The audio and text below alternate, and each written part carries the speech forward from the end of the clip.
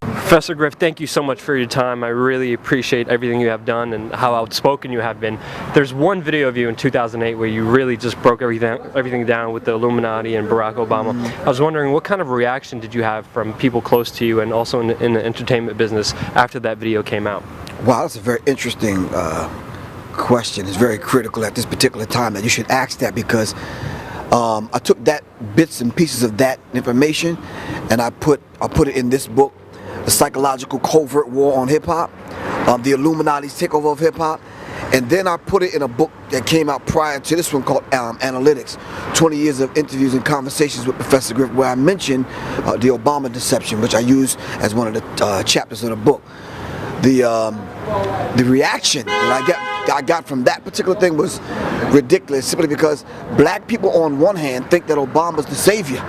You understand what I'm saying? And we should not hold him accountable for some of the promises that he made. On the other hand, I really truly don't understand why is it that when we put the truth out there, why is it that other nationalities and races won't come to the table to understand that, look, these are some basic truths, all right, in black and white. So the amount of flack that I got back from it from both black and white people and everybody in between, Republicans, Democrats, I call them Republicrats, has been just nothing but, well, I don't believe you, and we're not asking anyone to believe us. Do the research like we do the research, and you'll be convinced also. Do your own homework and make up your own mind. Don't believe anybody. The evidence, the information is always out there. But one of the things I always found surprising is that whenever Bush was in power and we were speaking out against the same things, they were calling us jihad-loving liberals. We were actually called that on Fox News. Now, when Obama's in office, we have Chris Matthews of MSNBC with the Southern Poverty Law Centers calling us right-wing racists. Our position has never changed. We are still the same people. But can you tell us, why is there always this shift? Why do people always keep going along with this left-right? And do you think there's an answer to breaking that paradigm? Of course, it needs to be a political paradigm shift. We're always talking about cultural and educational paradigm shifts, but no one talks about politics, which is the science of governing people. We never talk about this particular worldview, your paradigm, everything that you think, everything that you feel, everything that you plan. We never think about taking those things and shift it in the political arena.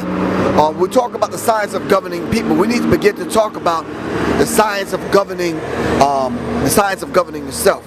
If we keep relying on government, so to speak, to take care not the wants but the needs of the masses of the people, we're going to end up broke, lonely, out of doors, and hungry, and begging for the same people that want to oppress us. We're going to be begging them for our daily dose of bread and medicine.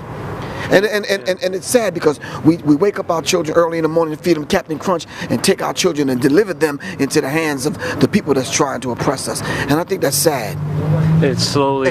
We expect them to be normal. Exactly. And we expect a difference, and we expect to change every 8 years, and it never really happens. But just like we are changed, says, we are changed. We need to be the change that we want to happen. That we want to see in this world, and we can only do that with positive, proper action. Now, another thing I wanted to get into. Now, the term Illuminati, it's a very general term. Like, everybody throws it out there, everybody uses it. Yeah. But how would you concisely kind of break it down so that the average person who never heard of it would understand it? What is the Illuminati, and how would you explain that to somebody who never heard of that word before? If a person has never heard of this term Illuminati needs to understand a working fundamental definition of what the Illuminati is. The Illuminati, as Adam Weishaupt said back in 1776, I believe, is holders of the light, the enlightened ones. And these only consist, it's not a lot of people. It's a handful of people, and the Illuminati only consists of 13 bloodlines. And if that blood is not running through your veins, you're not part of the club. Plain and simple. I don't care what line you have in your song, what commercial you do, what movie you have out, how you entertaining people. You're not part of it. You're not in the club. Plain and simple. So when we start looking at the illuminated ones, when we start looking at the enlightened ones, this is what they call themselves. We know that not to be true. When they're participating and dipping and dabbing in black and white magic and some of these demonic forces that they call to carry out their particular agenda. We are the enlightened ones. You understand? We just need to act like it and take the throne back. You understand what I'm saying? And they can only get away with what they get away with by using our energy. I call them psychic vampires.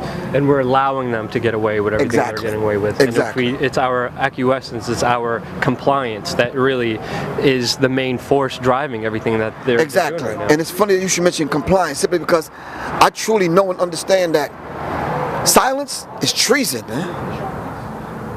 You know, silence is no excuse. Yeah. And I think that's the major problem, is a lot of people are afraid. There's a lot of fear techniques. There's a lot of scary things that are thrown at us in the nightly news that make us petrified, that give us this fear. And I think this fear is pretty much the killer of humanity. But it's induced. Yeah. It's induced. When you look at Boston, 24-hour coverage every day for a week and a half. Fear. Just the bombs, images, and blood and gore over and over and over again. And then we don't understand that they went door to door. They was running a drill. Yeah. You understand We what were I'm saying? there, yeah. We asked Erin Burnett of CNN, does she feel responsible for creating a culture and a society of fear by replaying those bombings and those horrible images over and over in Americans' minds? And what was the response? I can't talk about that. I gotta go. so we wait. Go where? The city was on lockdown. I know. There was nothing right. we were very lucky to catch her when she was doing a broadcast outside. We waited out there for 2 hours until she was done and made sure, just to drive the point home. That's our main message, just to communicate ideas effectively so people understand the true power they have within themselves to actually not only change themselves but change the outside world. And I think you're a big part of that with, you know, the positive message you've been spreading. You were one of the few people in the beginning of Barack Obama's first administration that actually spoke out against him. And I was wondering, 5 years down the line, has your opinion changed in any way, shape, or form of Barack Obama since he's been in office for 5 years now? Yes, my opinion of Barack Obama did change, yes. And how is that? He's worse. The situation is worse. Look at what's going on. I just finished filming the Obama Deception Part 2, thanks to Alex Jones. And it is utterly ridiculous. The list of things that we've listed, the amount of promises that he has made, that he has never kept, never planned on keeping. The amount of laws that he signed, legislation and that he signed into law is ridiculous. The NDAA. Right, that goes directly against some of the very same things that he's promised. Yeah. My last question, can you tell us more about your books and what you have going on right now? Like I said before, this is the psychological covert war on hip-hop. I had to revamp it. I put a new chapter in this, the Illuminati's takeover of hip-hop.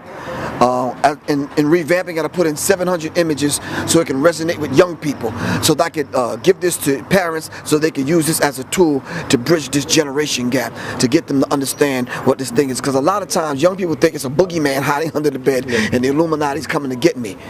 Not the case. In order for us to counteract the madness that's going on, we have to know how this particular system works. This book is my latest installment, which is my 4th book, The Acapella Revolution. We as parents, as people that really love music, regardless of what kind of music is, in most cases don't like this kind of music that's out now. But what are we doing to educate young people to help change this particular cultural environment, especially when it comes to hip-hop? Because I'm telling you, some of this stuff out now is ridiculous. The culture bandits done took over. We got lawyers and accountants running the music industry now, and it's sickening. So what I did was I put together the Acapella Revolution, 200 pages, and I put formulas in here for young people to get a hold of the book and learn these particular formulas, learn how we put the music together. You understand what I'm saying? To stand on the shoulders of those of us that's already did it. I just got inducted into the Rock and Roll Hall of Fame along with my comrades in Public Enemy, and it's a beautiful thing. And I told the brothers that night, I hope that we can use this particular platform dealing with the Rock and Roll Hall of Fame and being inducted into the Rock and Roll Hall of Fame, to use it as a platform to continue to raise the vibrational level, continue to raise the intellect and the consciousness of the human family. Thank you so much for everything you're doing. Give thanks. So much respects, and keep up the great work. Thank you for speaking out and not being afraid. And as Steve Biko said, revolution is not an event, it's a process. Peace.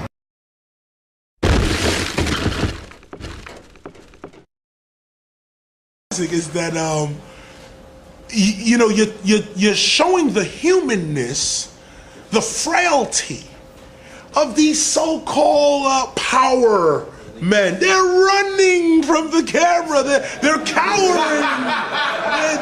Of the recession. That's the thing that people really have to understand, is that the people who benefit the most off of the recession, they don't want to change it.